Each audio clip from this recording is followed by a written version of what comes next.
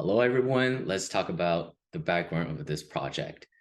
So seam carving is just a technique for image resizing where the size of the image is reduced by 1 pixel in height or width at a time. Let's take a look at this example here. We have the original image and which contains a person, also a building here with a simple cropping. However, you can barely see the person and unfortunately the building got cut in halves. So we don't want to do that. But with seam carving, we got a solution. As you can see, the middle part gets deleted, but not the building or the person. So this is pretty technique for reducing, but also preserves that important kind of features of the picture. I definitely encourage you guys to check out this video before you starting working on this homework. But also, if you're stuck, just take a look at this. You will gain a better overall idea of what's going on here. One question you might have is that how do we pick the pixel that we want to delete, as I mentioned right here, since we want to reduce by 1 pixel in height? That's a great question. So basically, we use an energy function which quantifies the amount of change between 1 pixel and its surrounding. This function has been implemented for you, and we give you 2D array for the resulting energies to create the graph. So you don't have to worry about that part. Basically, you will be implementing the seam finder, graph representation, reduction algorithms, and shortest path finder. And these files are just names right here: Dijkstra shortest pathfinder, Dijkstra seam finder. As you can see right over here, I opened that up for you guys. The order I would suggest you to do is definitely first implement Dijkstra's shortest pathfinder, and the next will be Dijkstra seam finder. And then this one for the dynamic programming is an optional one, and you won't get a lot of extra credit, but there is some on the plate for you. But I will definitely focus on these two. And since this is just optional, I'm not going to talk about this during this video that we have for the sake of time. Now that we've examined the broad concepts of this project, let's take a look at how this project is actually broken down. The first step is to implement the algorithm itself, which is to find the shortest path from the start of the seam to the end of the seam. I recommend watching this video to first understand the main logic of Dijkstra's. The project code is slightly different from lecture code due to some limitations that are explained in this portion. The first thing that you want to keep note of is that you can represent infinity as double dot positive infinity. And then in our graph interface, we won't actually have access to all the vertices from the very start, so we can't initialize all vertices to have a distance of infinity. So instead, what we'll be doing is initializing values to infinity as we discover vertices, and then come back to them as we proceed with the algorithm. Also a reminder that we have an ending vertex in mind, right, which is the end of the image seam, so there's no need to create a complete SPT. We can stop in the middle when we see the ending vertex because Dijkstra's is a greedy algorithm, meaning you can stop in the middle and you're guaranteed to have the shortest path up to that vertex. Now let's take a look at IntelliJ for the rest of this part, see the actual project structure. So the task tells us to open up Dijkstra's shortest path finder, so let's take a look at that. I'm currently in seam carving, source graphs, shortest paths, Dijkstra's shortest path finder. This is a class that you'll be editing, and notice that it extends the SPT shortest path finder. And the Java doc also tells us to take a look at this class for more documentation on the methods that we should be implementing here. So let's take a look at that. So as you can see, we have the documentation for those methods here. And then we also have another method called find shortest path. And this one is just a combination where we first construct the shortest path tree and then we actually extract the shortest path. And this is going to be done through that kind of backtracking. After you finish making that shortest path tree, you have to actually create that route from the start to the finish. So the combining of these two processes has been done for you in find shortest path, so you don't have to worry about combining those. Let's go back to Dijkstra shortest path finder. Notice that we are given a graph G of V and E, where V and E are vertices and edges respectively. Since our graph extends the graph interface, we know that whatever graph we're given is guaranteed to implement this interface and therefore have the methods that are demanded by this. And then similarly, whatever edge we're given is guaranteed to have the methods that are also implemented in base edge. So let's take a look at what those classes are made of so that we can get an idea of how to work with them. Let's get graph first.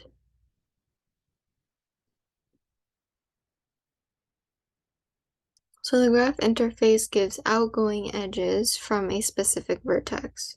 The thing that it returns is a collection, and if we look up here, we see that it's going to be unmodifiable, meaning if we get something from this method and try to modify the collection that's returned from it, we're going to be getting an exception. If you want to see what other operations you can perform on this resulting collection, you might want to take a look at Java's collection interface. You may or may not use this, but it is also here for your convenience. I have the link down here. It's also a screenshot of all of the methods that you might want to use.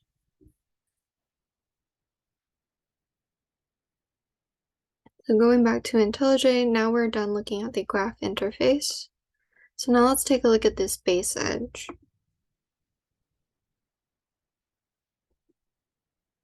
So we can see that the edges we're being given have the from, to, and wait methods available. And since we have a from and a to, we can imply that this edge is going to be directed, and we also have a wait, so we know that we're going to be working with a weighted graph. So now we're done looking at the edges in the graphs. Going back to Dijkstra's shortest path finder, there is one more thing that we haven't talked about yet, which is this create min PQ method. As we've discussed several times, Dijkstra's makes use of a priority queue, and this method actually gives you a priority queue. So when you're implementing this algorithm, you can go ahead and use this method to create a priority queue. So now that we have an understanding of how Dijkstra's algorithm fits into this project, let's head back to the specification.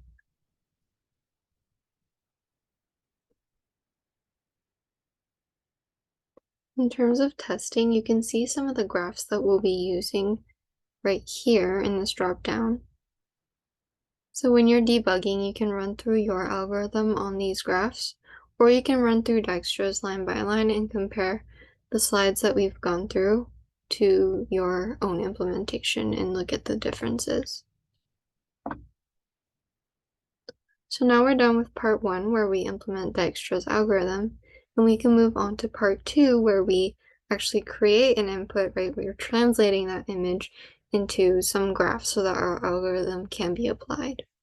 So in part 1, we assumed that the graph was already made with vertices and edges, but we actually do need to implement this graph with vertices and edges. You'll be creating a graph and vertex class, but the edges class will be provided to you.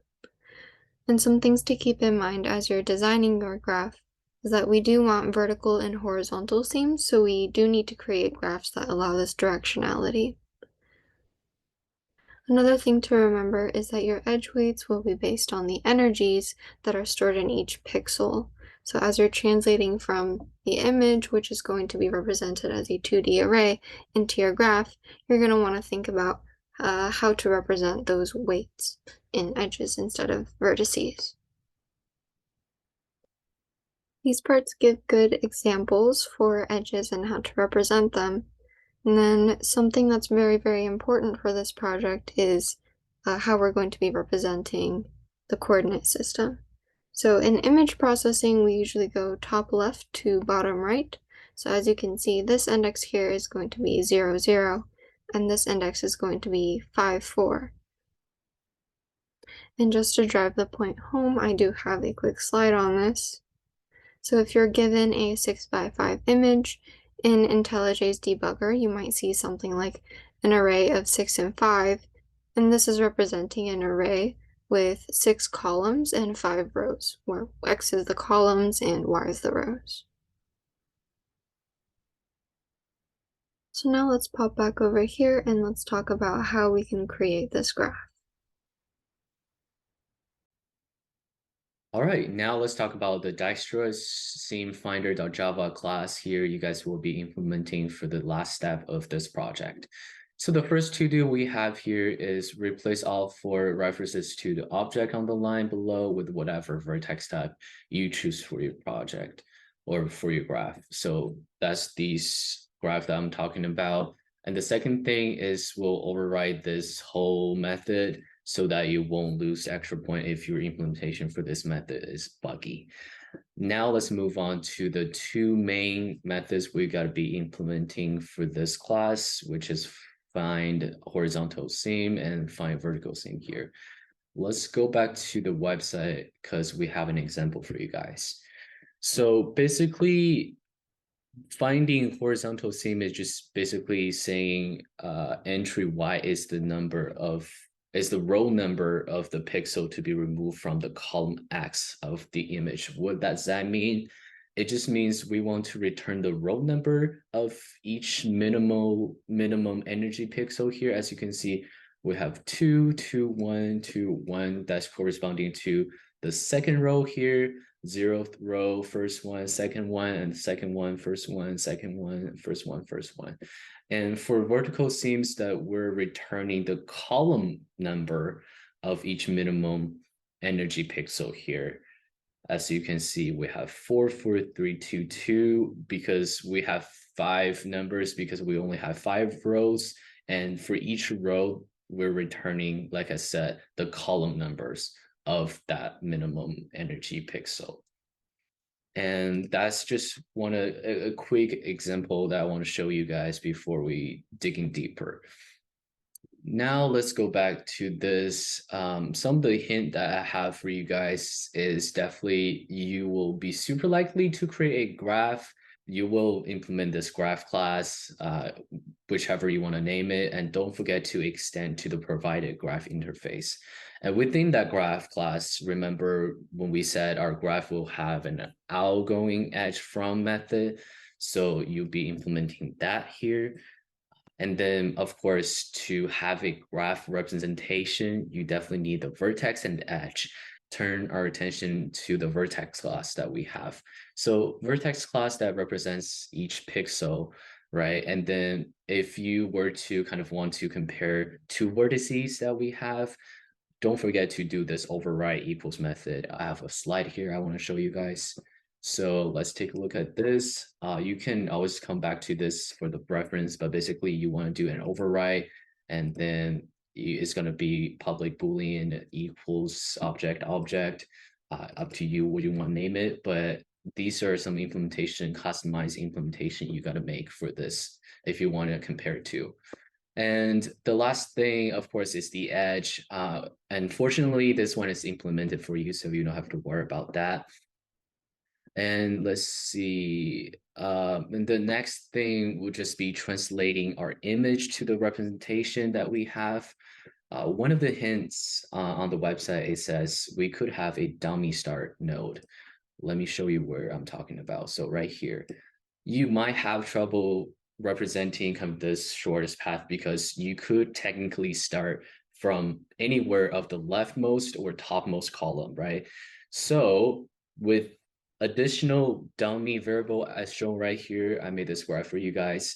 You could have this whole program starting right here and just go through the whole kind of graph or 2D array you may think of to find the shortest path. And when you need to return the results, you can just exclude the first node that we have. And one thing I need to point out is we need to take care of these edge cases because we don't want these dummy edges to affect our decision of picking the shortest path. So you have to decide which value you want to choose that for the weight of the edges right here. But other than that, these are just be similar to what you would do normalizing what you do for Dijkstra's.